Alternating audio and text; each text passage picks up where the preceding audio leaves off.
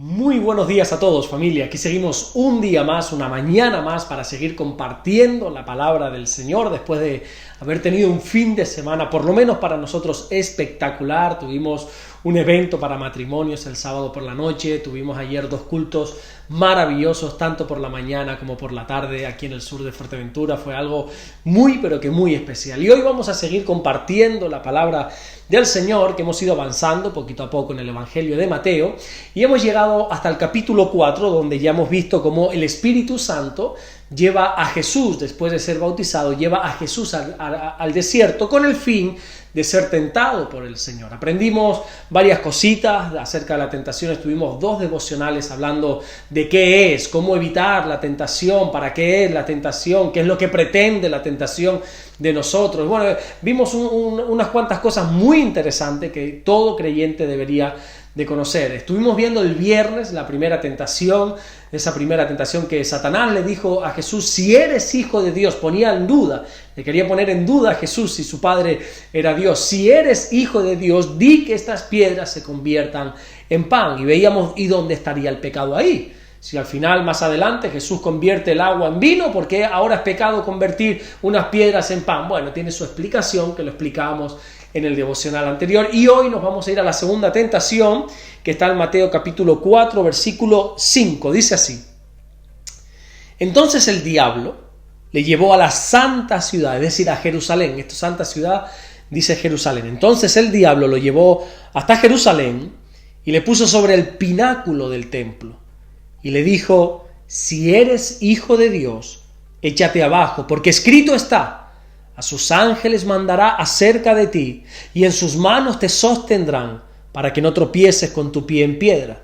Versículo 7, vamos a escuchar la contestación de Jesús a semejante frase. Jesús le dijo: escrito está también: no tentarás al Señor tu Dios. Antes de explicar esta segunda tentación que enfrentó Jesús, me gustaría resaltar el hecho de que cuando, por ejemplo, en el Evangelio de Lucas narra este acontecimiento de las 3 tentaciones, ahí Lucas cambia el orden. Lucas también es verdad que pone en primer lugar la tentación de convertir las piedras en pan, pero sin embargo, la segunda tentación es la que Mateo coloca como la tercera tentación. Pero créeme que esto da absolutamente lo mismo. Como dicen los matemáticos, el orden de los factores no altera el producto. No es un problema teológico en absoluto, este asunto de que si esta fue la segunda tentación, si fue la tercera tentación. No, esto no es un problema, es totalmente indiferente. En esta ocasión, Mateo nos habla de cómo Satanás lleva a Jesús al pináculo del templo de Jerusalén, para que de allí se tire, dice Satanás. El pináculo, para que te hagas una idea, era la parte más alta del templo. De hecho, la versión La Reina Valera 1909, en vez de decir pináculo, pone alero, que viene siendo la punta de un tejado. En resumen, lo que se nos está diciendo es que Satanás subió a lo más alto posible a Jesús. Y miren esto, qué interesante, porque cuando Satanás tienta, parece que te quiere elevar. Parece que te quiere llevar a lo más alto. Quiere hacerte ver que lo que te ofrece por medio de la tentación es lo más alto que tú vas a poder llegar a lograr, que es lo máximo que vas a poder alcanzar en esta vida. Toda tentación te hace ver que si cedes a ella, te elevarás. Te insinúa que alcanzarás algo que sin la tentación sería imposible lograr. Cuando Satanás tienta, por ejemplo, con algún tipo de vicio, te hará ver que cediendo a ese vicio vas a ser mejor, te elevarás por encima de todos. O si él te tienta con el dinero, te va a hacer ver que te elevarás en tu estatus social, que serás más importante. Si te tienta con algo de pornografía, adulterio, fornicación, te hará ver que pasarás un excelente rato y que te elevarás en tus sentimientos, en tus emociones. Así es la tentación. Te aparenta altura. Otra cosa que me llama mucho la atención de esta segunda tentación es que Satanás, al ver que Jesús sale victorioso de la tentación anterior citando la Escritura, ahora es Satanás quien decide también citar la Biblia. Fíjate cómo le dice en el versículo 6, si eres hijo de Dios, échate abajo, porque escrito está: a sus ángeles mandará cerca de ti y en sus manos te sostendrán.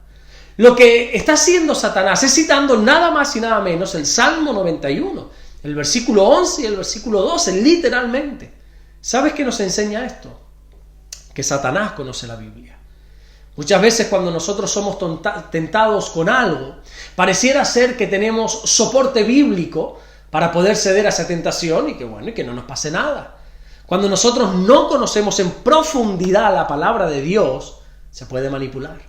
Por ahí hay un dicho que dice que un texto fuera de contexto se convierte en un pretexto, queriendo decir que cuando un versículo se usa de una manera incorrecta, eso se puede llegar a convertir en una falsa enseñanza y en una falsa doctrina.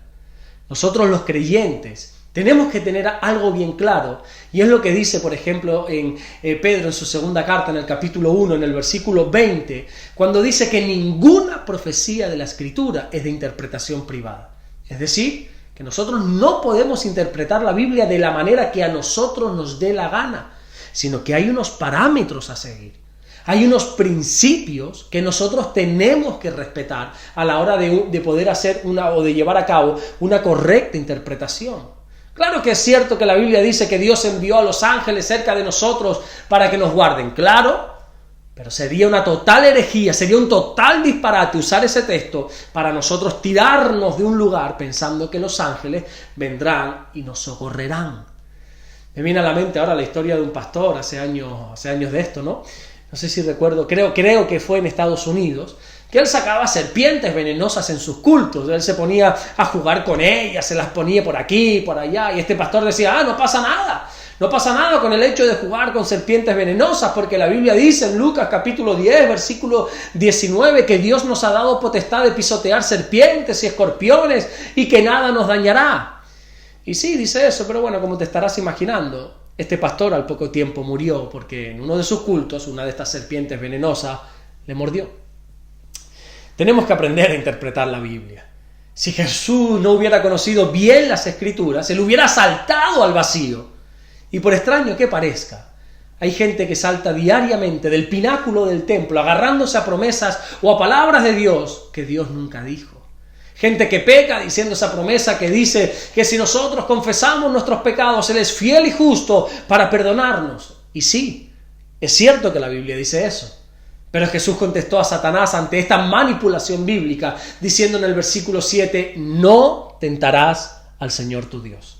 Esta tentación es la tentación de aprovecharnos de la misericordia de Dios, de aprovecharnos de que como Dios es bueno y como sabemos que Él es tan bueno, Él es tan misericordioso y sabemos que Él perdona todo pecado, entonces nos aprovechamos de eso y nos subimos a los pináculos más altos y nos tiramos, porque sabemos que nuestro buen Dios nos va a recoger.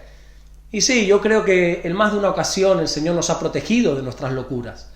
Pero no podemos seguir tentando a Dios. No podemos seguir tensando la cuerda, porque un día se puede romper.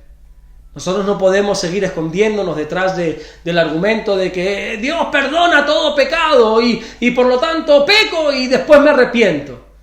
Porque en una de esas puede ser que no te dé tiempo de arrepentirte. Aprende esto.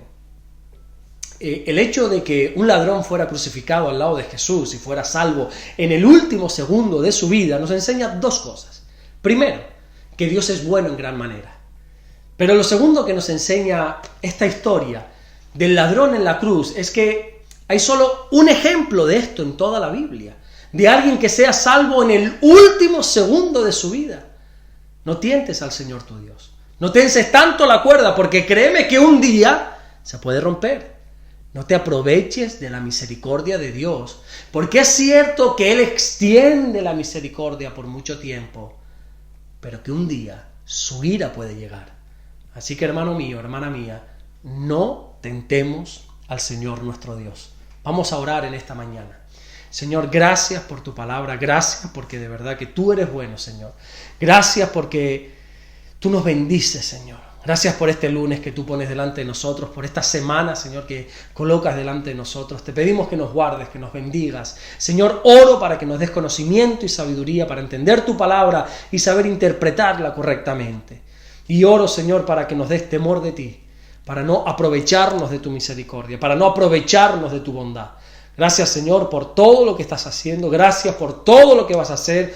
Te bendecimos desde primera hora. Te bendecimos desde hoy lunes, Señor. Gracias te damos en el nombre de Jesús.